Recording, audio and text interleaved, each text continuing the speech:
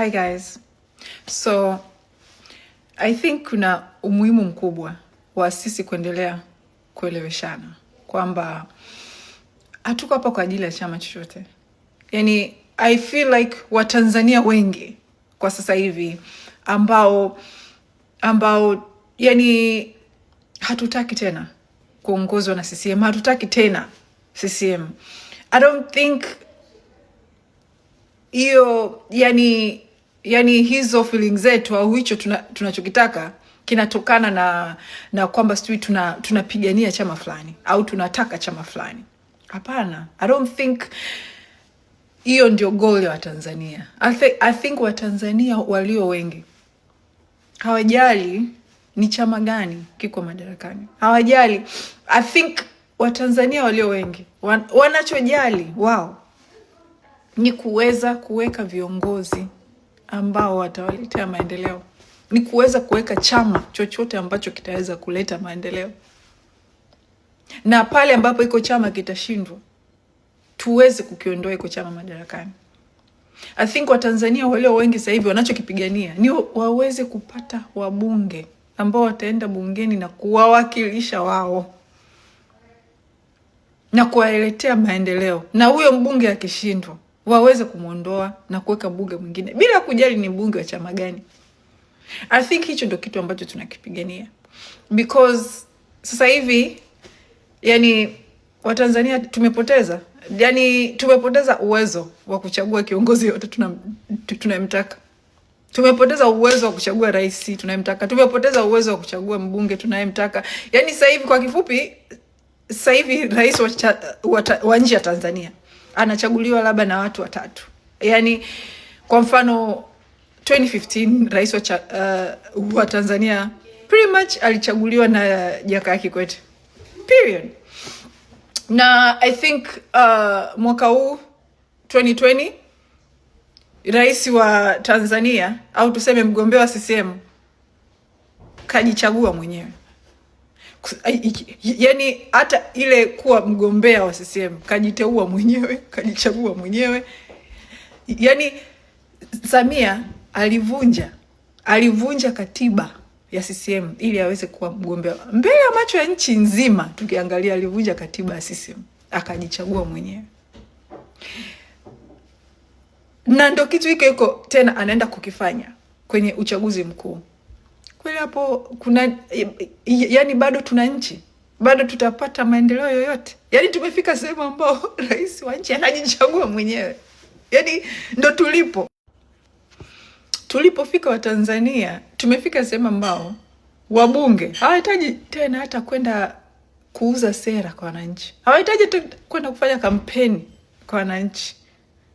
Sasa hivi mbunge wa Tanzania, yani mtu ukitaka kuwa mbunge au kuendelea kuwa mbunge, unafanya kampeni kwa rais tu na mtoto wake Abdul, basi umeshakuwa mbunge. Na ukitetea tu wananchi, rais ndio anaamua, wewe sio mbunge. Yani tumefika sehemu ambao wabunge wanachaguliwa na rais. Wabunge wa Tanzania sasa hivi wanachaguliwa na rais. Yani sasa hivi Samia ndio mwenye power kusema yule asiwe mbunge tena, huyu awe mbunge, huyu hafai. Guys, hatuna nchi tena. Hatuna. Inabidi tupambane. Ndugu zangu. Yani it's so sad kwenye mahospitali. Yani hii issue ya cancer Ocean Road, yani imeniuma because nilipoweka ile post nimepata habari nyingi, story nyingi. Hebu imagine mtu ananiambia mamake alikuwa na stage 3 cancer. Wanaenda Ocean Road, wanarudishwa. Njoni baada ya miezi 3. Wewe mtu una cancer ya stage 3, unaambiwa urudi nyumbani usubiri miezi 3. Wakarudi after 3 months. Wanaambiwa bado. Mpaka mamake cancer imefika stage 4. Huyo mwingine ananiambia umeenda pale, wanaambiwa walipe 4 million kwa ajili ya mionzi. Anaitoa wapi 4 million ndugu yangu? Alafu sasa unaangalia pesa zipo zinachezewa huko. Pesa ziko zinasambaa huko, wanapewa wasanii wakachezee. Hivi mnajua kwamba wasanii wenu wote walikopeshwa wale milioni 100 kila mmoja? Walikopeshwa milioni 100 kila mmoja, na wengi hawajalipa, hawezi kulipa. Ndio maana wengi wako kimya sasa hivi, wanadaiwa pale milioni 100 na hawafuatiliwi kulipa. Lakini mtu akijifanya anaongea, alipo ule mkopo. Sasa hivi kweli tuna nchi hapa? Unaangalia kina Bashite wanajenga majumba Masaki, mamansion Masaki. Hivi mnajua nyinyi bei ya mtu kununua nyumba Masaki? Bashite kanunua nyumba Masaki, kaibomoa, anajenga mansion. Yani kaanza scratch, kaibomoa. Hivi mnajua hela inayotakiwa kufanya hiyo kitu Masaki ni bilioni ngapi? Acha na vile viwanja. Yule mtoto wake ana mavila Jumeirah Beach. Ile Palm Island, sijui Jumeirah, nimeshasahau jina vizuri. And I used to. Rais wenu mwenyewe sasa hivi anajenga hoteli Arusha ya 5 star. Acha hiyo hoteli, anajenga mahoteli mengine uko Ngorongoro, wapi. Yani ni mautajiri ya afu. Sasa niwaambie, hakuna sehemu sasa hivi Tanzania kuna ufisadi, ndugu zangu, kama Arusha kwenye utalii. Mungu saidia. Ufisadi sasa hivi uko Arusha kule kwenye utalii huko, ndio ufisadi ulipo. Ndio maana yule mama Bashite agusiki.